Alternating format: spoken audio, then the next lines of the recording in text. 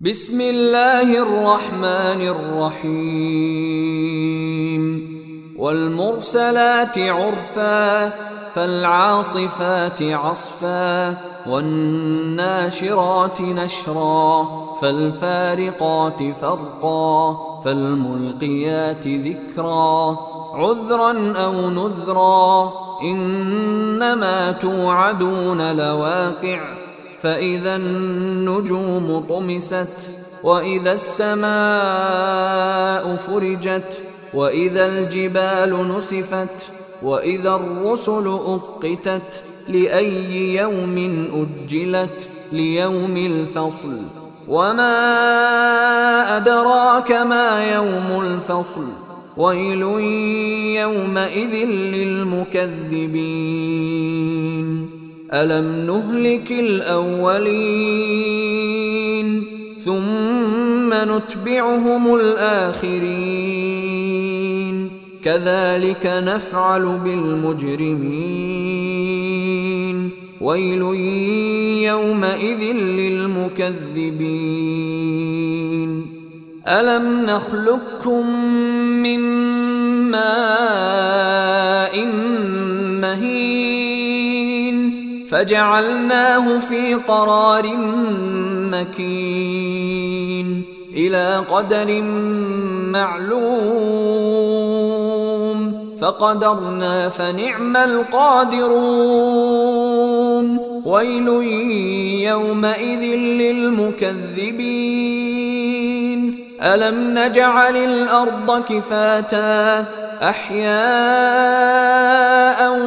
وأمواتا وجعلنا فيها رواسي شامخات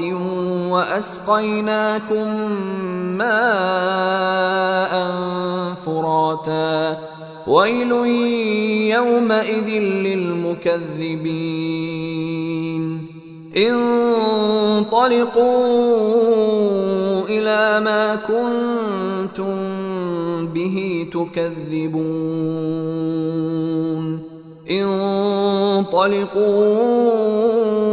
إلى ظل ذي 3 شعب لا ظليل ولا يغني من اللهب إنها ترمي بشرر كالقصر كأنه جمالة صفر ويل يومئذ للمكذبين هذا يوم لا ينطقون ولا يؤذن لهم فيعتذرون ويل يومئذ للمكذبين هذا يوم الفصل جمعناكم والأولين فإن كان لكم كيد فكيدون ويل يومئذ للمكذبين إن المتقين في ظلال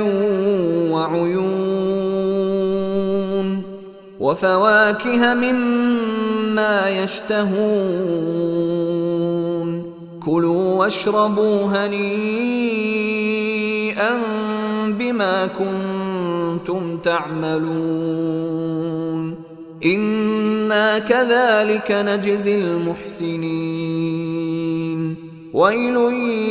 يومئذ للمكذبين كلوا وتمتعوا قليلا إنكم مجرمون ويل يومئذ للمكذبين وإذا قيل لهم اركعوا لا يركعون ويل